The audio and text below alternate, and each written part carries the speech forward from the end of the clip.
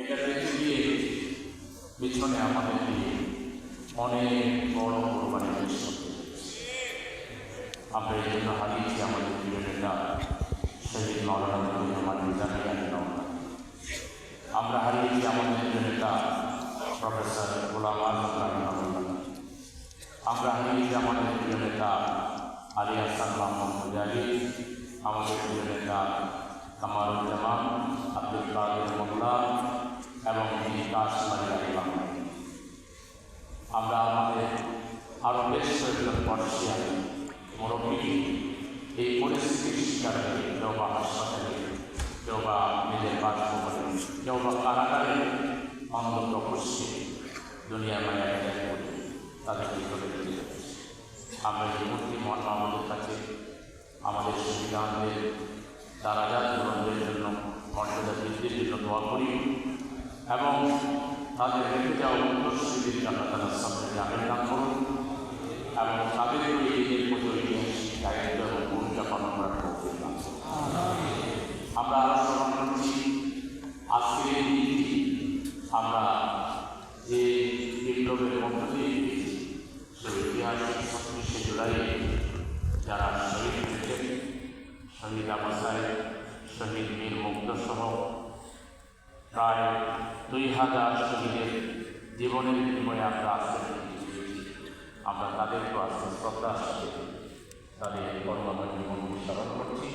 আল্লাহ তাআলা তাদেরকে জান্নাতের আলা আমরা সেই সব যোদ্ধাদের স্মরণ করছি যারা এখন জিন্দা শহীদ হয়ে আমাদের সামনে রয়েছে। 36শে জুলাইয়ের আন্দোলনে প্রায় 50,000 লোক তাদের জীবন বাজি রেখে লড়াই করেছেন। কেউ চোখ হারিয়েছেন, কেউ পা হারিয়েছেন, কেউ বা তাদের অনেক চোখ বা হাত অনেক কিছু হারিয়েছেন। আমাদের সেসব জিন্দা শহীদেরা আমাদের প্রেরণা নিয়ে আমাদের মাঝে আছে। আমরা তারা তাদেরকে সেবা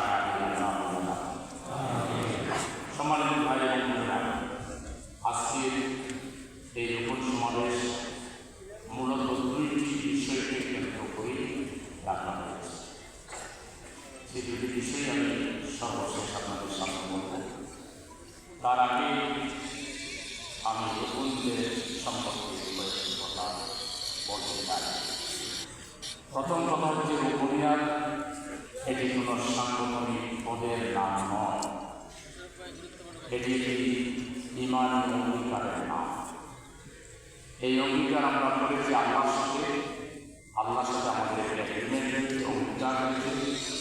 আমরা একটা পরিশুদ্ধ জীবনের প্রতিশ্রুতি নিয়েছি আল্লাহকে সাক্ষী রেখে, সংগঠনের মাধ্যমে ওয়াদা করে এবং আমাদের দুনিয়াতে হচ্ছে সে আল্লাহ তাআলার সাথে যে ওয়াদা তার প্রতিফলন, তার বাস্তবায়ন। আমাদের মনে রাখতে হবে, পৃথিবীর ইতিহাসে আল্লাহ যেসব জাতিকে ধ্বংস করেছেন গজব দিয়ে, তাদের অন্যতম খারাপ স্বভাব ছিল অঙ্গীকার করা। কোরআন এবং হাদিসে বড়ি প্রমাণ আছে, যারা ওয়াদা করে রক্ষা করে নাই, ব্যক্তি লেভেলে হোক, সামষ্টিক লেভেলে হোক, আল্লাহ তাআলার গজবে তারা পৃথিবী থেকে ধ্বংস হয়ে গেছে। তাহলে আমরাও ওয়াদা করেছি। আমাদের ওয়াদার অঙ্গীকারের মূল কথাগুলো কি? আমরা ওয়াদা করেছি আল্লাহর জন্য নিজেকে আমরা প্রবাহ করে দেব। আমরা ওয়াদা যেটি করে করেছি নিজেকে সম্পূর্ণরূপে আল্লাহর সারেন্ডার করেছি।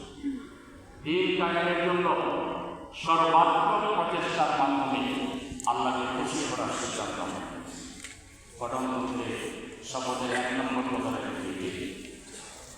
আমরা আরো ওয়াদা করেছি গঠনতন্ত্র এবং আমাদের নীতির আলোকে আমরা একজন শৃঙ্খলা প্রহরী ভূমিকা পালন করব। এই অঙ্গীকার আমরা করেছি। রোপণদের আরো বিশেষ পরিস্থিতি হল, রোপণরা অন্য সাধারণ কর্মী, সহযোগী কিংবা সাধারণ ইমানদারের নয়। রোপণরা আল্লাহর পবিত্র লাভের জন্য এমন একটা পথ আমরা শপথের মাধ্যমে বেছে নিই, যে পথ হচ্ছে নবীওয়ালা পথ, আল্লাহওয়ালা পথ।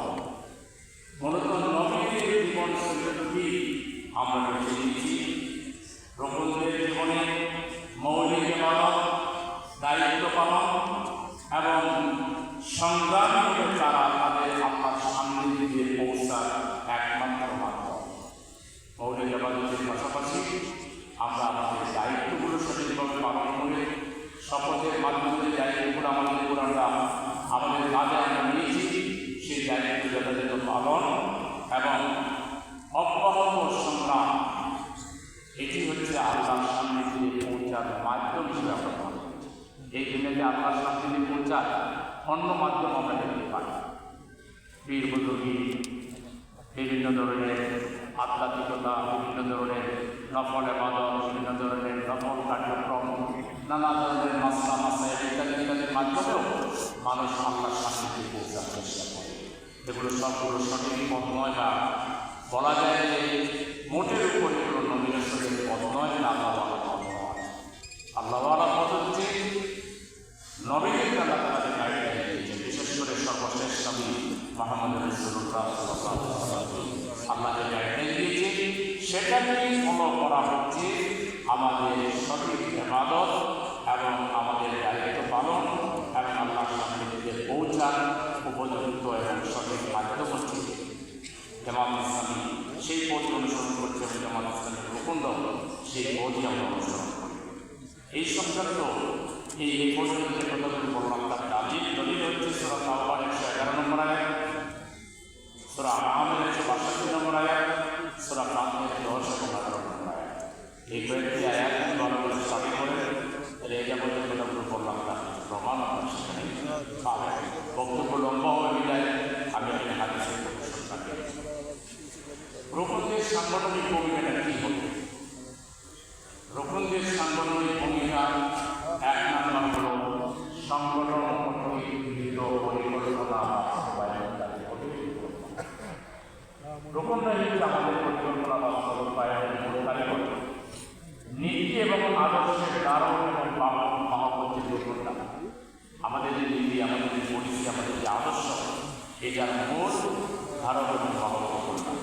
সংগঠনের মূল চালিকা শক্তি হচ্ছে রুকুনরা। রুকুনরা এই সংগঠন চালান। ইউনিট থেকে আমি জামাত পর্যন্ত পুরো সংগঠন চালায় রুকুনরা।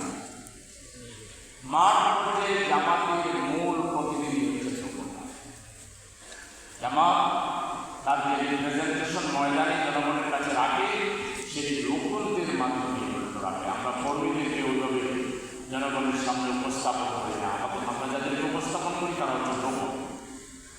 জামাতের কর্মসূচি বাস্তবায়নে একটি জীবন্ত মডেল হচ্ছে রুকুনরা। জামাতের কর্মসূচি বাস্তবায়নের জন্য তারা জীবন উৎসর্গ করে কাজ করে। আল্লাহর কাছে রুকুনিয়াতের বায়াতের জবাবদিহির অনুমতি নিয়ে দায়িত্ব পালন করেন যারা, তারা সবসময় জবাবদিহির অনুমতি যে আমার এই শপথের, আমার এই দায়িত্বের, আমার এই পরিকল্পনার জন্য আল্লাহর কাছে আমাকে জবাব দিতে হবে। দায়িত্বানুভূতিটা হচ্ছে রুকুনদের প্রাণ। দায়িত্বানুভূতি যদি না থাকে, দায়িত্বানুভূতিহীন মানুষ কাগজের ফুলের মতো।